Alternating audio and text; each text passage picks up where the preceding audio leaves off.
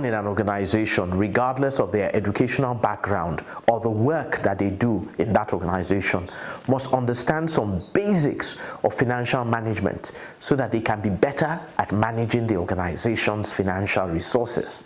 Now, there is a whole lot to learn about financial management, but I will try to share with you very quickly some high-level thoughts about financial management. The first thing is, what are the sources of business finance?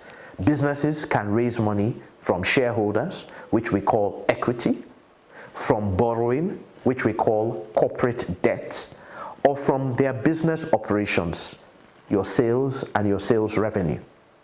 The most sustainable source of finance is from sales and your sales revenue, without which it will be difficult to get finance from shareholders or even from lenders.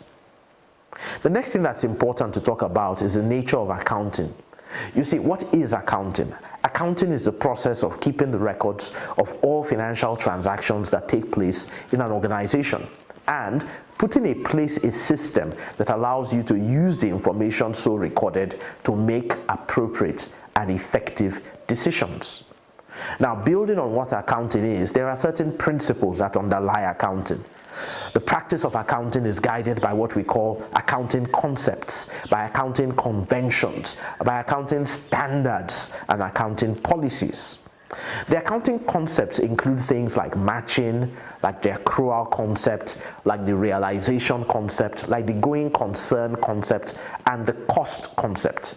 While we have conventions that include conservatism, consistency, full disclosure, and what we call materiality.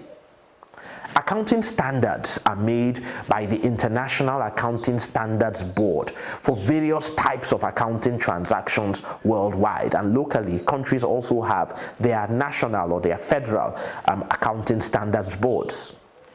Then organizations have different policies based on these conventions, concepts, and standards that must be consistently applied in one accounting year to another.